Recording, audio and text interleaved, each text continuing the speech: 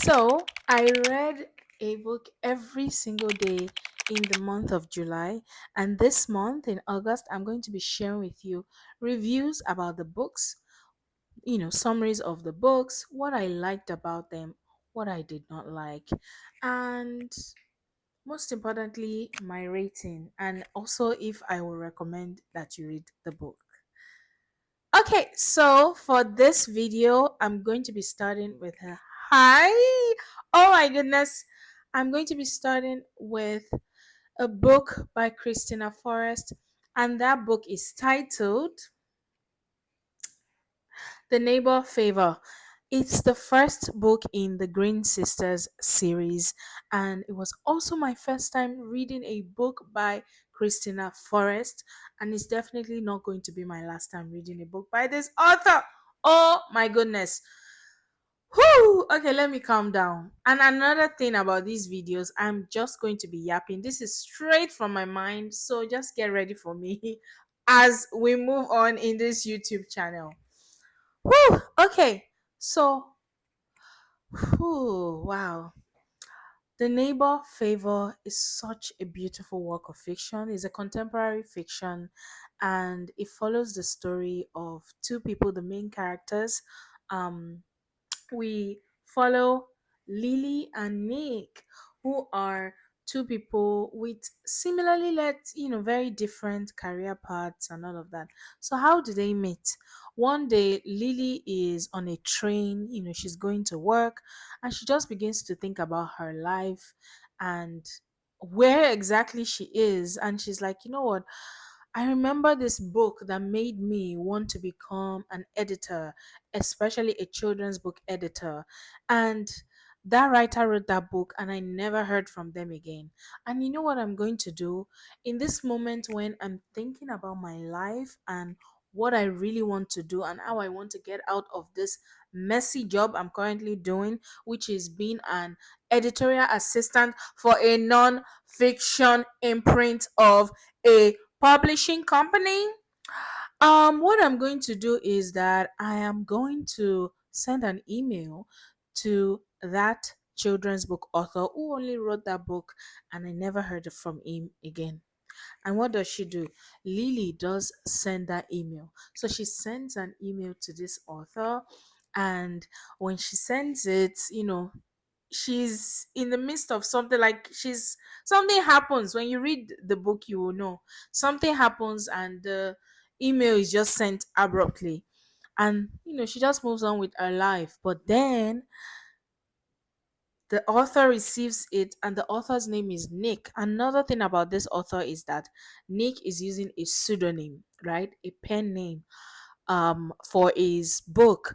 And what happens is that um he receives the email and they start chatting. So they are chatting, just being cool and everything. And then their correspondence is just amazing. They begin to, get to know each other, learn about their interests. And it seems that Nick is taken to, our FMC Lily and Lily as well. And so at a particular point, Lily suggests that, they should meet just to chat and have fun and all of that. And maybe like on video, because remember all this while they've just been having email correspondence. Lily suggests that they have a video call, and dun, dun, dun, Nick flunks. Nick does not meet up with her on the day that is scheduled to have the video call. Hmm.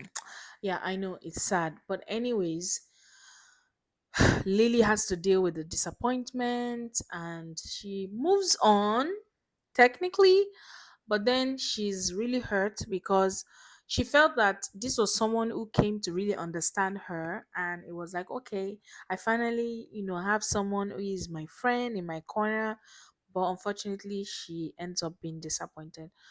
So she moves on with her life, she's doing her thing.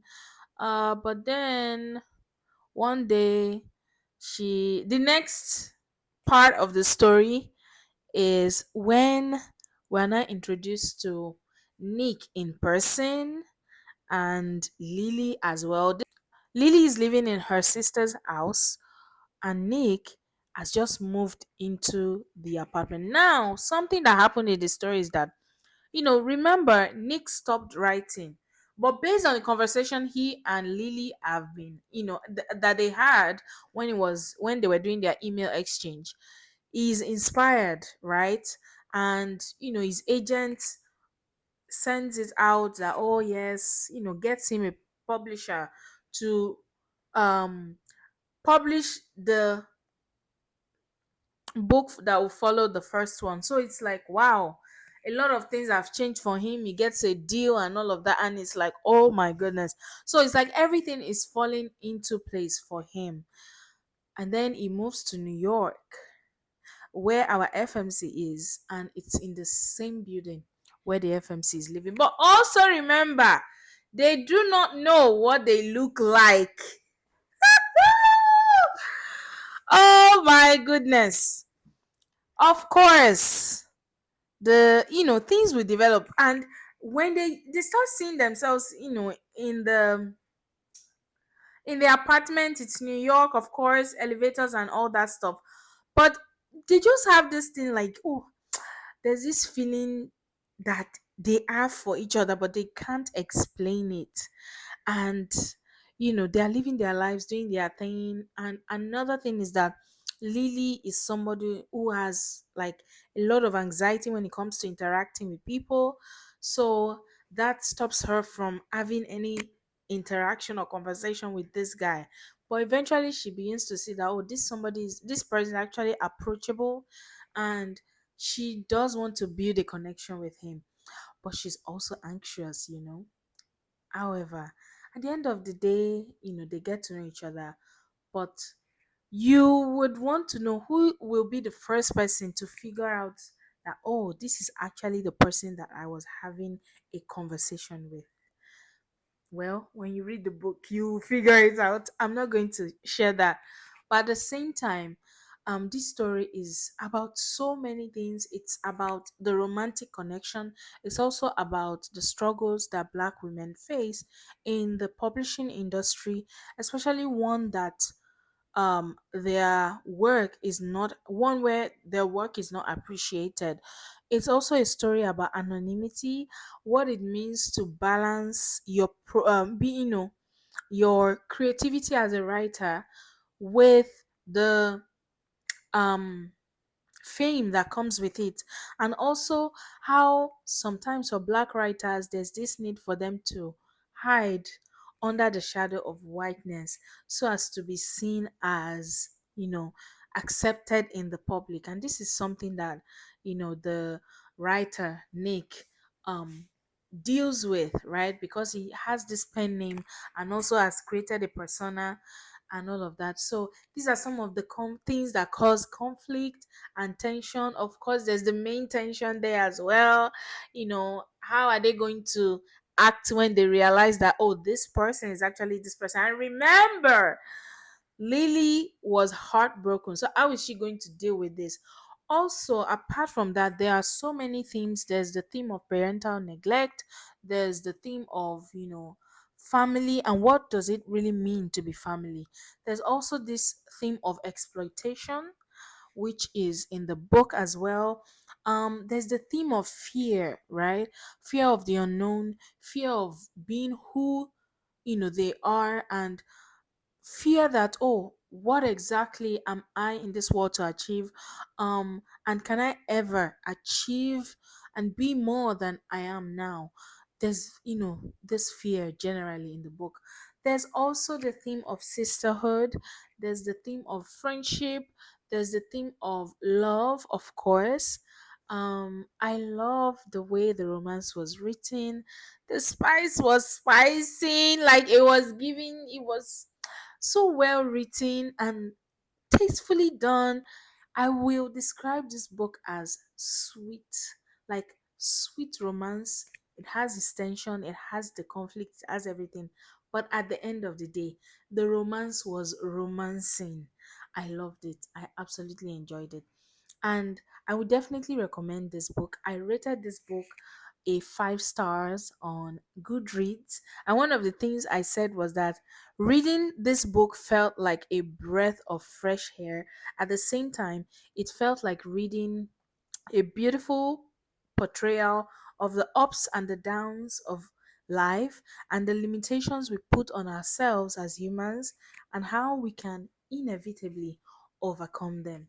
This book made me feel like inspired to be myself and not to have the fear of the unknown when I want to do something new, to go ahead and live my life, to have fun, to appreciate the beauty of existence, because it's very important. And as adults, when as we grow older, sometimes we forget the things that made us just happy, the simple things, the things that sparked joy for us. We forget them because, oh, so many responsibilities and all of that. But then this book shows us that it's very, very okay to hold on to those dreams, to relish our, you know, ambitions and also our joys, and to just appreciate the beauty of what we've achieved in our past and how this can define our future in such a beautiful way. I absolutely enjoyed this book, and for sure I'm going to recommend it. So go read The Neighbor Favor by Kristina Forest, and I hope you enjoy the book. And that's it from today, and I'll be sharing tomorrow the second book that I read in the month of July. Bye bye.